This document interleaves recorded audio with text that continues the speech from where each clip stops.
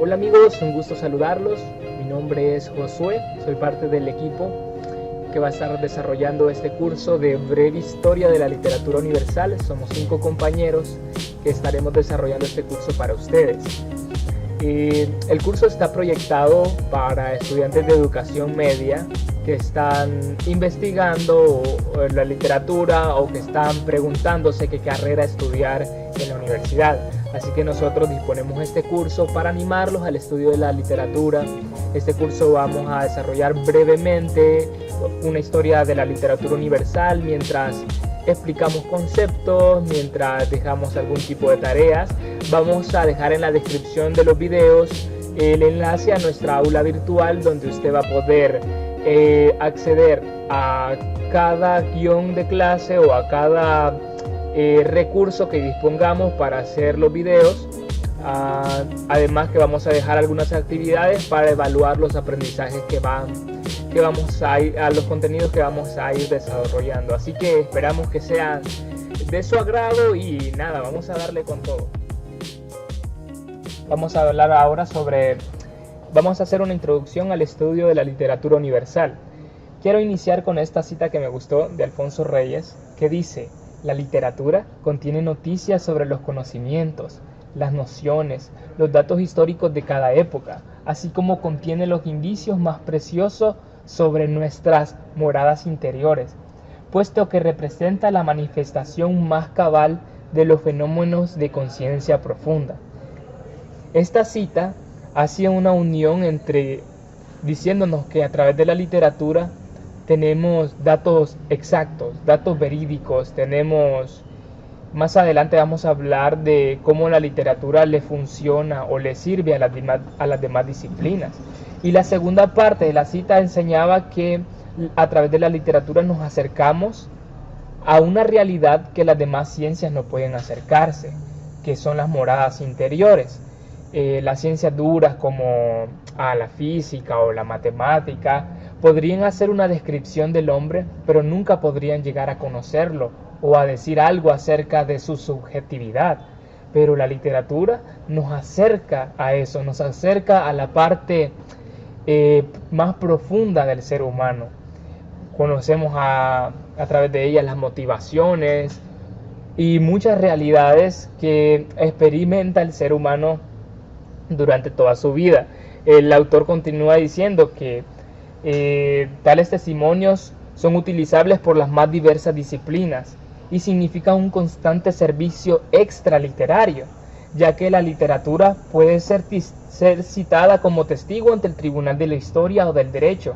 Cuando el historiador quiere, por ejemplo, en historiografía, aunque esto no es nuestro campo de especialización, pero el historiador a la hora de investigar si un dato en antigüedad es un dato verídico, si es un acontecimiento histórico, ellos buscan si hay un testimonio literario que respalde ese hecho, buscan si hay, le llaman testimonios independientes, si existen varios trozos de literatura, varios textos que reportan aquel hecho. Y si eso existe, si tenemos esa evidencia, entonces aquel hecho, aquel evento es históricamente verificable o certero. Entonces, lo que queremos decir con eso es que la literatura sirve no solamente como este espacio de las moradas interiores, sino que le ayuda a la historia, a la filosofía y a las demás ciencias.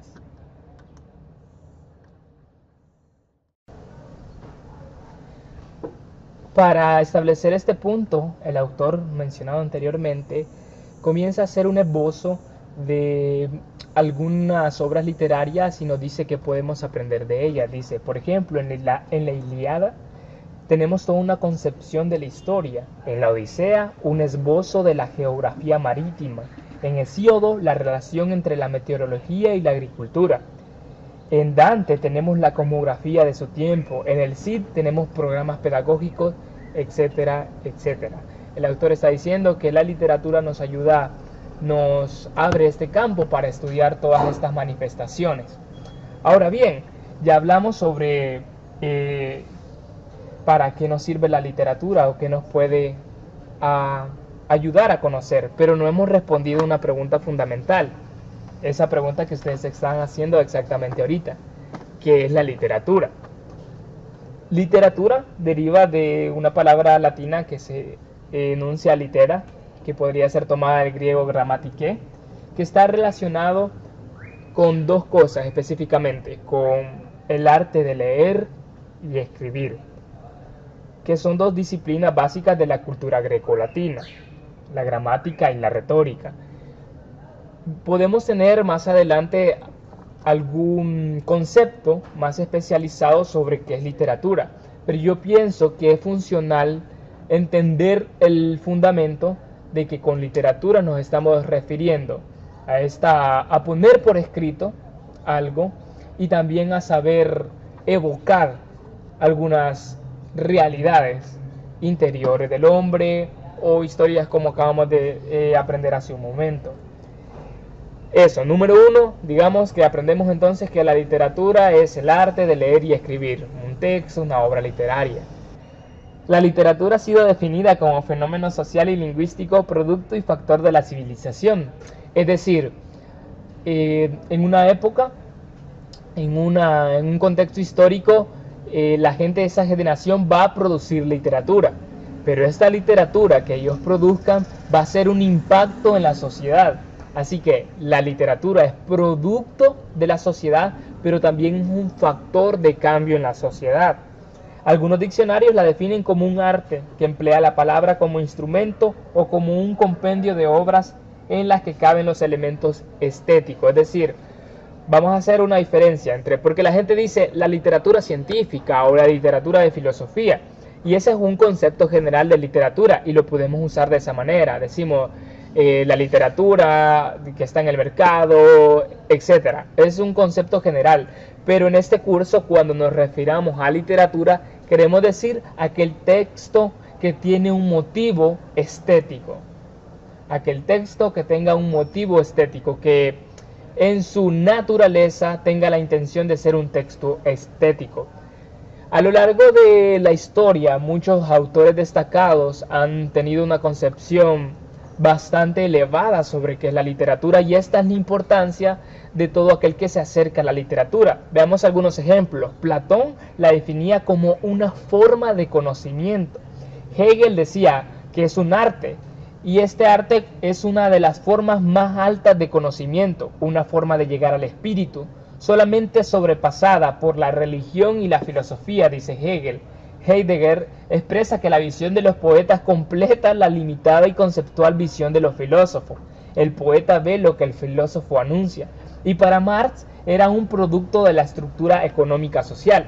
Es decir, todos esos autores le dan una gran importancia al tema de la literatura. Y resumen lo que ya habíamos hablado hace un momento, que nos da la parte espiritual, la parte más interna del hombre. Decíamos que es un texto escrito y que la literatura a la que nos vamos a referir tiene un motivo estético, y decíamos también que es producto y factor de la sociedad. Ahora bien, debido a que la literatura es un producto social, un producto que surge en sociedad, la literatura, los estudiosos de la literatura han dividido las diferentes épocas literarias. El autor Everardo Unbillón dice que las condiciones y las estructuras sociales de cada época desempeñan un papel muy importante y definitivo en sus expresiones artísticas. El arte nace del espíritu de una época, pero también modela la cultura de su tiempo y de las épocas futuras. Quizás este término de el espíritu de una época no sea certero en términos científicos o en términos de ciencia literaria, pero yo pido que usemos este término solamente para explicar algunas cosas. Cuando hablamos de épocas literarias, decimos que en cada época existe un espíritu, una forma de pensamiento, una cosmovisión, una cultura, y esta cultura, este espíritu de la época produce diferentes textos literarios, produce diferente tipo de arte, con respecto a la siguiente época, con respecto a la siguiente época. Entonces, los estudiosos de la literatura dividen las épocas literarias. Y tenemos desde el siglo X a.C. al siglo V después de Cristo la época grecolatina, de los textos grecolatinos. Luego a esa continúa la época de la literatura medieval, que del siglo V al siglo XV procede la literatura renacentista. Luego continúa la literatura del barroco, la literatura del neoclasicismo, más adelante la literatura romántica, ya en el siglo XX la literatura realista, en el siglo XX también tenemos la literatura modernista, y este curso va a llegar hasta el siglo XX, hasta algunos autores le llamaban la literatura contemporánea en el siglo XX.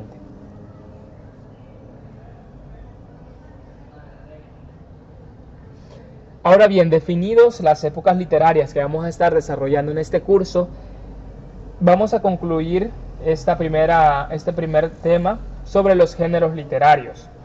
Los géneros literarios, cuando hablamos de géneros literarios, nos referimos a las estructuras en que está escrito un texto. Si quiere alguna analogía para entender, digamos que los géneros literarios son recipientes diferentes donde el autor decide vertir su contenido.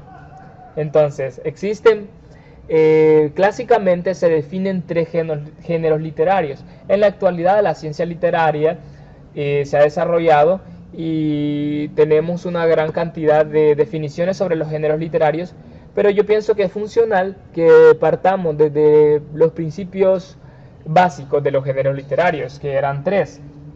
En la antigüedad clásica tenemos el género poético o género lírico, que en él se clasifican aquellas obras que están escritas en verso, es decir, que tienen métrica, ritmo y rima, aunque vamos a ver más adelante en la literatura del siglo XX que existe poesía, existen textos líricos que rompen con este paradigma.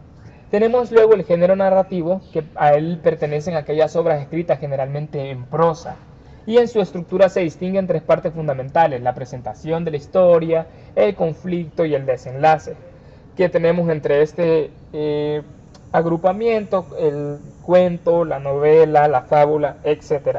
Y el tercer género es el género dramático, que a ella pertenecen obras escritas para ser representadas o interpretadas o dialogadas por actores frente a un público.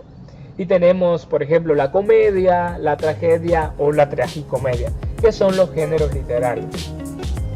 Así, amigos, concluimos esta primer temática sobre una introducción al estudio literario. La próxima sesión serán sobre las literaturas orientales. Un saludo.